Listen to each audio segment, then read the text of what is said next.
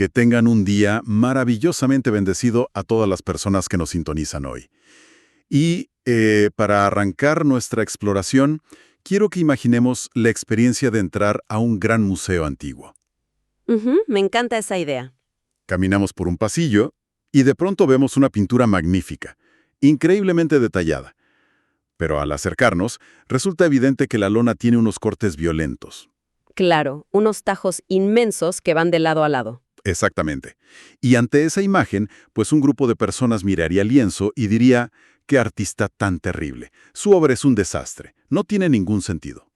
Porque solo se están enfocando en el daño visible. Así es. Pero otro grupo se acercaría un poco más, observaría la genialidad de los trazos originales bajo ese daño y diría, no, a ver, el artista es un genio absoluto. Lo que pasa es que alguien entró aquí y destrozó la obra después de que fue terminada. Y esa metáfora es perfecta para darles la bienvenida a nuestra nueva exploración a fondo. Hoy tenemos una misión fascinante por delante. Totalmente. Vamos a sumergirnos directamente en los extractos del libro 2 de la clásica y monumental obra escrita por el reconocido autor C.S. Lewis. El objetivo que tenemos hoy es desempacar esa pintura rasgada. O sea, ir mucho más allá de lo superficial. Exacto. Ir más allá de lo que podríamos llamar un cristianismo agua con azúcar. Ya sabes, esas versiones simplistas y edulcoradas de la fe que circulan por ahí y que la verdad no resisten el menor análisis intelectual. Definitivamente no lo resisten. Hoy vamos a explorar las preguntas más profundas sobre el bien, el mal, el libre albedrío y esta idea de una auténtica rebelión cósmica, usando la lógica implacable de este pensador. Y para entender esta cosmovisión desde sus cimientos, primero tenemos que abordar un tema crucial, y es cómo interactúan las diferentes visiones del mundo.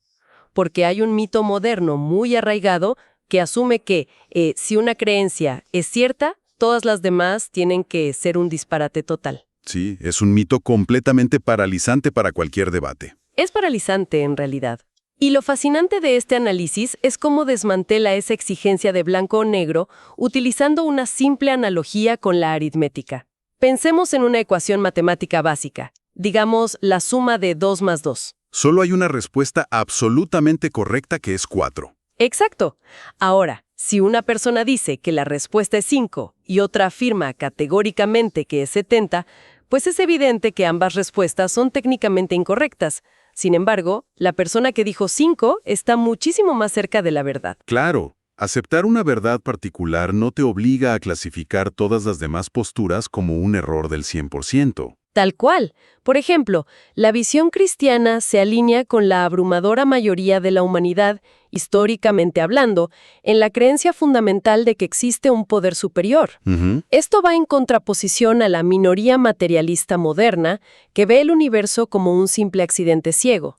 Pero la verdadera bifurcación intelectual surge cuando intentamos definir a ese poder. Y ahí es donde chocan dos visiones inmensas, ¿verdad? Así es. Por un lado, tenemos la visión panteísta, que es muy común en ciertas filosofías orientales y en pensadores occidentales también. El panteísmo sugiere en esencia que Dios es el universo. O sea, el pintor es su propia pintura. Exactamente. Si la pintura se quema, el pintor deja de existir. Lo atractivo de esta visión para la mente moderna es que pone a la divinidad más allá del bien y del mal. Bajo esta óptica, un cáncer terminal y el cirujano que intenta extirparlo son ambos, en última instancia, expresiones de lo divino. No hay fricción moral en ese escenario. No la hay. Pero por otro lado, la cosmovisión judeocristiana plantea un modelo diametralmente opuesto. El creador inventó el universo y está separado de él. El pintor plasma su genialidad en el lienzo, pero, bueno, no es el lienzo. Y esa separación técnica es vital, porque significa que algunas cosas en ese lienzo pueden salir mal y ser contrarias a su voluntad original. Totalmente de acuerdo. Pero ahí es exactamente donde surge la fricción más grande. Si asumimos que ese creador está separado del universo y además afirmamos que es fundamentalmente bueno, nos chocamos de frente con el gran problema del mal. Es la objeción clásica. Sí. Lewis mismo documenta en sus apuntes que durante su época como ateo, su argumento principal contra Dios era que el universo parecía un lugar demasiado cruel, oscuro e injusto. ¿Cómo reconcilias a un creador bueno con un mundo tan roto? Es una pregunta pesada. Y aquí es donde introduce la idea de la humadez, que la verdad cambia por completo el tablero de juego. Si el universo es tan cruel e injusto desde el principio y todo es simplemente un caos sin sentido, ¿de dónde sacamos los seres humanos el concepto mismo de justicia? ¡Wow! Es un punto excelente. Pensemos en un pez. Un pez no se siente mojado porque pertenece al agua. El agua es su entorno natural y no tiene un concepto de sequedad con el cual compararlo. Claro, no hay punto de referencia. Exacto. Entonces, si nosotros sentimos tan profundamente que el universo no tiene sentido o que es injusto, ¿no será precisamente porque fuimos creados para un entorno que sí tiene sentido? Tiene toda la lógica. En el instante en que alguien se queja de una injusticia cósmica, está admitiendo tácitamente que existe un estándar objetivo y real de justicia. Estamos comparando este mundo con una regla de medir invisible. Y si esa regla existe, el materialismo estricto se queda sin respuestas. Esa es una deducción brillante. Si la queja misma sobre la injusticia prueba que fuimos diseñados para un mundo con sentido, la pregunta ineludible que sigue es, bueno, ¿quién rompió el mundo? ¿Por qué la experiencia humana está tan llena de dolor? De la cruda realidad. Para nada. La realidad es infinitamente compleja. A los seres humanos les encantan las respuestas simples. Pero pensemos en algo tan básico como la mesa que tenemos enfrente. Ajá. A simple vista, es un bloque de madera sólido, estático, simple. Pero la física moderna nos dice que está compuesta por miles de millones de átomos en un movimiento frenético, con luz rebotando en ella. Y nervios ópticos enviando señales al cerebro. Exacto, la simplicidad es una ilusión completa. Y a nivel cósmico ocurre exactamente lo mismo. Ante un universo tan complejo y lleno de maldad, muchas culturas han recurrido históricamente al dualismo. Que es la idea de estos dos poderes, ¿no? Así es. La teoría de que existen dos poderes iguales, eternos e independientes, uno bueno y uno malo, en una guerra perpetua. Intuitivamente parece explicar nuestro mundo a la perfección. Y tengo que admitir que el dualismo suena increíblemente lógico al principio. Cuando miramos la historia humana, la maldad se siente tan proactiva, tan organizada, que parece tener su propia fuente de energía independiente. Es fácil caer en esa idea. Sí, entonces, ¿por qué el dualismo no funciona como explicación final? Pues falla por una trampa lógica muy profunda que a menudo pasamos por alto. Para que el dualismo funcione, esos dos poderes deben ser completamente independientes. Eso significa que el poder malo tendría que amar la maldad pura por el simple hecho de ser maldad, de la misma forma en que el poder bueno ama el bien. Pero cuando observamos la realidad empírica, la maldad no opera así. No busca el mal por el mal mismo. Exacto. El mal no es una sustancia independiente. Es, por definición, un parásito. Es un bien corrompido. Analicemos cualquier acto de atrocidad humana. Quienes cometen crueldades no lo hacen por una devoción mística a la maldad abstracta. Lo hacen para conseguir dinero, poder, venganza. O seguridad y placer.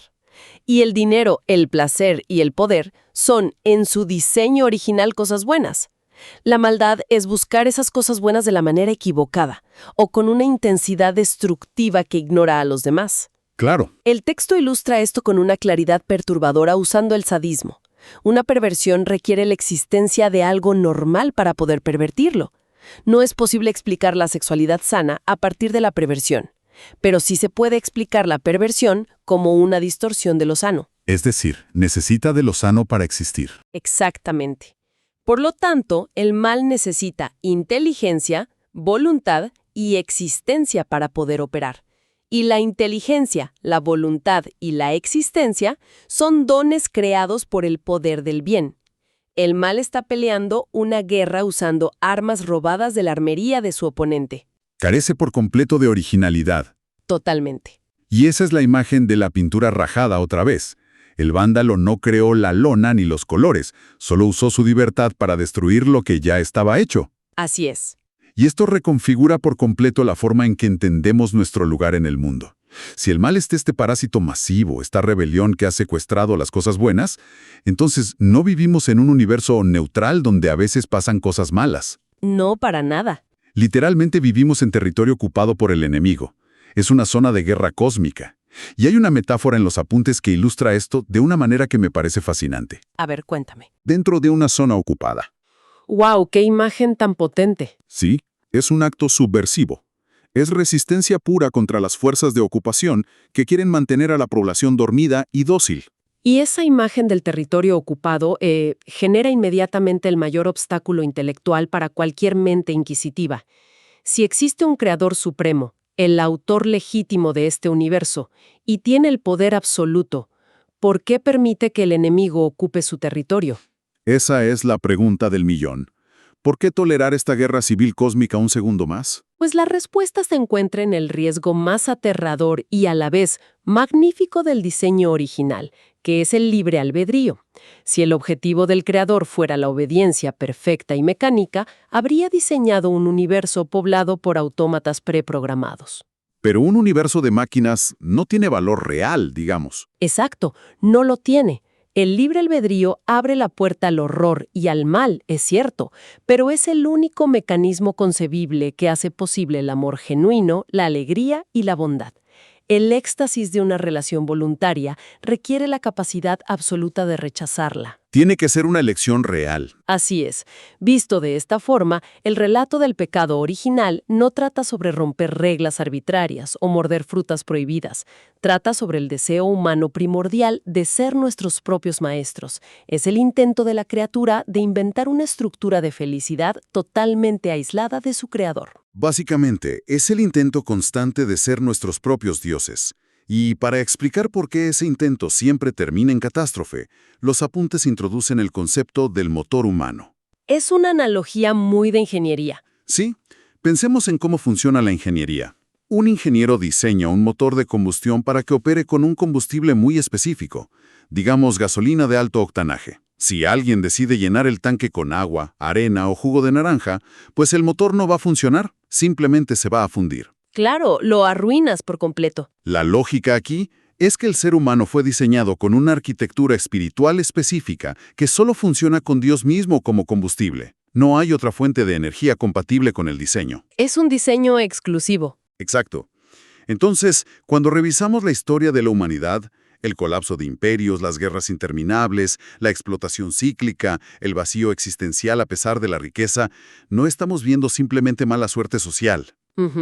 Estamos viendo un motor espectacular intentando funcionar con el combustible equivocado. Intentamos llenar el tanque con dinero, poder, validación social o placer. El motor arranca, avanza unos kilómetros a tropezones y luego, inevitablemente, se destruye. Exactamente. Y ante este escenario de un motor que se destruye sistemáticamente, la narrativa histórica muestra que el inventor no abandona el taller. Según el análisis de Lewis, la intervención ocurre en etapas muy deliberadas. ¿Cómo son esas etapas? Bueno, primero, implanta en la humanidad una conciencia moral, ese sentido incómodo de lo que es justo o injusto del que hablábamos. Segundo, envía lo que podríamos llamar buenos sueños, esos mitos persistentes en diversas culturas antiguas sobre un Dios que muere y resucita. Como preparando el terreno psicológico, ¿no? Exacto, prepara el terreno. Tercero, aísla y entrena a un pueblo específico durante milenios para enseñarles con rigor la naturaleza de este creador único. Y entonces de repente llegamos a la alternativa chocante. Uy, aquí la historia da un giro enorme. Totalmente. Dentro de ese mismo pueblo estrictamente monoteísta aparece un hombre histórico que comienza a hacer afirmaciones que rompen absolutamente todos los esquemas. No dice ser un gurú iluminado que ha descubierto cómo funciona el universo. Ni tampoco dice ser parte de la divinidad en un sentido panteísta. No, afirma ser el creador mismo que ha aterrizado en el territorio ocupado. Y la evidencia más escandalosa de esto es su insistencia en perdonar los pecados. Y hay que detenernos un segundo aquí, porque esta es quizás la afirmación más audaz y extraña de toda la historia, y a menudo la pasamos por alto por pura costumbre. Pensemos en un escenario cotidiano y mundano. A ver, dame un ejemplo. Si una persona le da una bofetada a otra, o le roba el reloj, la persona ofendida tiene todo el derecho moral de perdonar esa ofensa.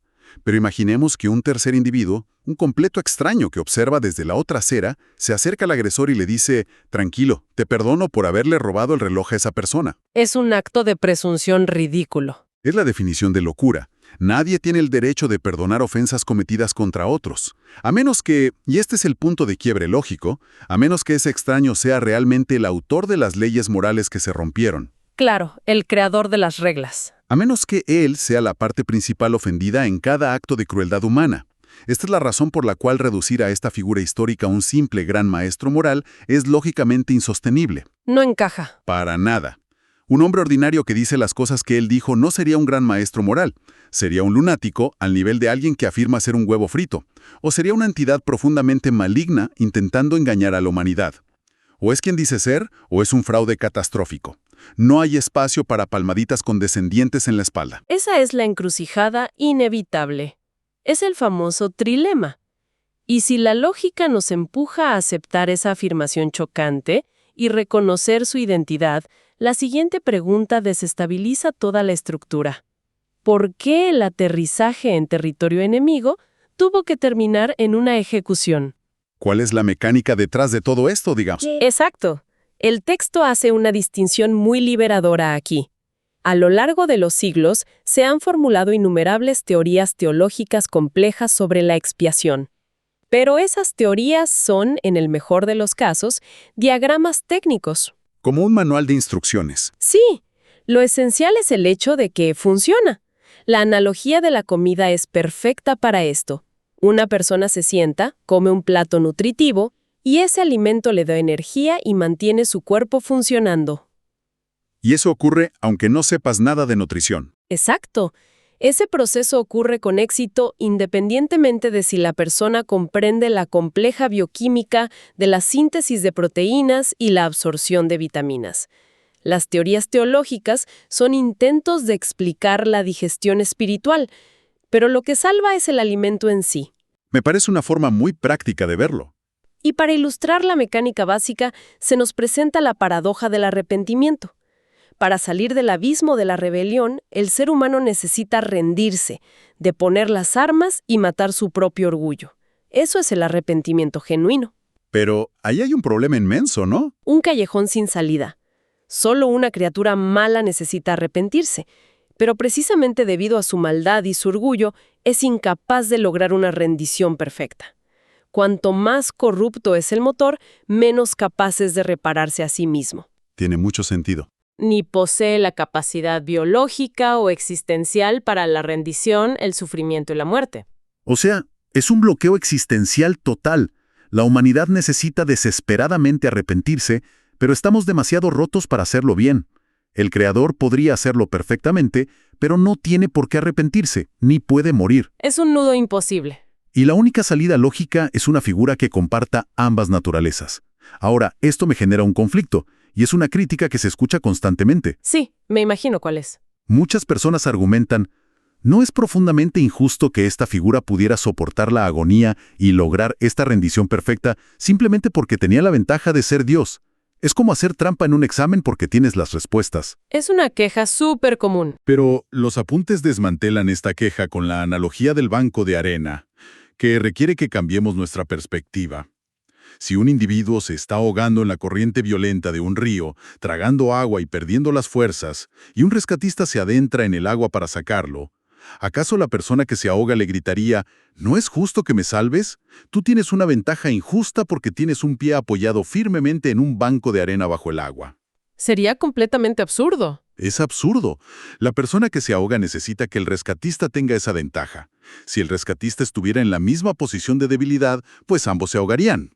Quejarse de la ventaja divina es quejarse de la misma ancla estructural que hace posible que el rescate tenga éxito. Así es. Esa ventaja es el ancla indispensable. Y una vez que establecemos que el rescate ocurrió y el ancla está firme, pasamos al aspecto más pragmático de todo este análisis. ¿Cómo se transfiere esa nueva vida, ese nuevo tipo de existencia, al resto de las personas que siguen atrapadas en el territorio ocupado? Claro. ¿Cómo nos llega esa transmisión a nosotros? Históricamente, esta transmisión se ha entendido a través de canales muy específicos, como el bautismo, la creencia activa y la comunión. Y Luis hace una comparación fascinante al equiparar esta transferencia espiritual con el proceso de la reproducción biológica. Suena un poco extraño al principio. Sí, pero piénsalo. Si observamos la reproducción humana desde fuera, sin ningún conocimiento previo, la idea de que la fusión de células microscópicas a través del contacto físico genere un ser humano completamente nuevo con conciencia es un proceso profundamente extraño, casi mágico. Totalmente. Si no lo viéramos ocurrir todos los días, nos parecería un mito absurdo. Exacto. Sin embargo, es el mecanismo real de la vida. De manera similar, los canales de transmisión espiritual pueden parecer arbitrarios o irracionales para la mente moderna, pero son los métodos operativos establecidos por el arquitecto del sistema. Son sus reglas, al fin y al cabo. Además, hay un punto crucial sobre la autoridad. Gran parte de la resistencia a esto viene de la idea de que debemos descubrir todo por nosotros mismos, pero la realidad es que creemos en el 99% de las cosas basándonos en la autoridad. Sí, por testimonios. Claro. Millones de personas creen en la existencia de los agujeros negros, de los átomos o de ciudades que nunca han visitado, basándose en el testimonio de fuentes confiables. El conocimiento se construye sobre la confianza empírica. Y hay algo en esa transmisión física que rompe con una tendencia moderna que me llama muchísimo la atención. Hoy en día, la norma es querer ser espiritual, pero no religioso. Uy, sí, es la frase de moda. La gente quiere la energía, el aura, los conceptos abstractos, pero rechazan lo físico, el agua, el pan, el vino, la comunidad tangible. Quieren ser más espirituales de lo que el diseño sugiere. Buscan algo etéreo. Exacto, pero los apuntes son contundentes. Al creador le gusta la materia, él la inventó. No hay un desprecio por lo físico en esta visión. Lo físico es el conducto de lo espiritual. Y entender esto nos lleva a corregir quizá la confusión moral más agotadora que existe entre quienes intentan vivir bajo esta cosmovisión. ¿A cuál te refieres? Es la idea transaccional de que debemos esforzarnos obsesivamente por ser buenos, seguir reglas y no equivocarnos para lograr que el Creador nos ame o nos acepte. Es una rueda de hámster interminable. Y muy frustrante, además. Pero la lógica de este texto le da la vuelta por completo usando la imagen del techo de cristal de un invernadero. Un techo de cristal no atrae misteriosamente los rayos del sol por el hecho de esforzarse en ser brillante. No es que el sol mire desde el espacio y diga, vaya, qué techo tan pulido, creo que voy a iluminarlo. Claro que no funciona así. Es exactamente al revés. El techo es brillante, resplandece y refleja luz porque el sol irradia constantemente su energía sobre él. El orden de los factores lo cambia todo. La bondad y el esfuerzo humano no son la causa del rescate, ni la moneda de cambio para comprar el amor divino. Son el síntoma, el reflejo inevitable de que ese nuevo combustible está empezando a operar dentro del motor. Es un cambio de paradigma total. Pasar de la obligación aterradora a una respuesta completamente orgánica. Libera a la persona de la tiranía de la perfección autogenerada. Es un alivio enorme. Lo es. Pero si damos un paso atrás y miramos el panorama completo de esta guerra cósmica, inevitablemente surge una objeción final, una duda muy genuina. Si todo esto es real, si el rescate ya se garantizó, si el ancla es sólida y el Creador tiene poder absoluto sobre este territorio ocupado, pues ¿por qué esperar? ¿Por qué no invadir abiertamente ahora mismo? Exacto. Con toda su fuerza, arrancar la maldad de raíz y poner fin a la guerra de una vez por todas. La respuesta que se nos ofrece es escalofriante y está llena de propósito. El retraso no es debilidad, es misericordia táctica. Pensemos en una obra de teatro. Ajá. Mientras los actores están en el escenario, la trama continúa, hay conflicto y hay opciones. Pero cuando el autor de la obra sale en persona al escenario, frente a las luces y el público, significa una sola cosa incontrovertible: la obra ha terminado. Ya no hay más historia que contar. Dios retrasa esa irrupción final, esa invasión sin disfraces, que disolverá la realidad actual tal como la conocemos, para dar a cada persona, en este preciso momento de gracia, la oportunidad de elegir voluntariamente su bando. Antes de que sea demasiado tarde. Exacto. Porque cuando el telón caiga y la presencia absoluta sea innegable, ya no habrá espacio para la elección libre. Será el momento de descubrir de qué lado se estuvo todo el tiempo. La demora es el espacio que tenemos para decidir. Es el tiempo de gracia antes de que las luces se enciendan en el teatro. Y mientras reflexionábamos sobre toda esta arquitectura lógica de Lewis, sobre el motor humano y nuestra tendencia casi instintiva a rebelarnos y buscar un combustible ajeno al diseño original, no puedo evitar hacer un paralelismo con nuestra era actual. A ver, ¿en qué sentido? Pensemos en el momento histórico que atravesamos, dominado por la inteligencia artificial, la biotecnología y el movimiento transhumanista. Prometemos fusionarnos con las máquinas para superar la enfermedad, nuestras limitaciones biológicas e incluso desafiar a la muerte misma. Es una promesa enorme. Y la pregunta provocativa que queda flotando es, ¿acaso no es este el mismo bucle de la historia humana? ¿No estamos simplemente utilizando silicio y algoritmos para intentar construir, una vez más, una versión invencible del motor humano que funcione con un combustible puramente tecnológico? ¡Wow! Es una perspectiva fascinante. En el fondo parece la misma rebelión primordial, pero con una actualización de software. Es el deseo irrefrenable de ser nuestros propios creadores, de autocurarnos y de construir una eternidad a nuestra medida, completamente al margen de la fuente de energía original. Es el mismo mito antiguo, pero modernizado. Exacto. Solo que ahora los ídolos tienen luces LED y procesadores cuánticos. Es una idea densa para masticar durante los próximos días y evaluar qué tipo de combustible estamos poniendo en nuestro propio motor. Nos deja mucho en qué pensar. Definitivamente. Y para todas las personas que nos han acompañado en este viaje intelectual, les informo que habrá una nueva entrega de este análisis a fondo centrada en este mismo libro, donde seguiremos desempacando sus implicaciones. Ha sido un programa revelador. Que Dios bendiga a todos los oyentes.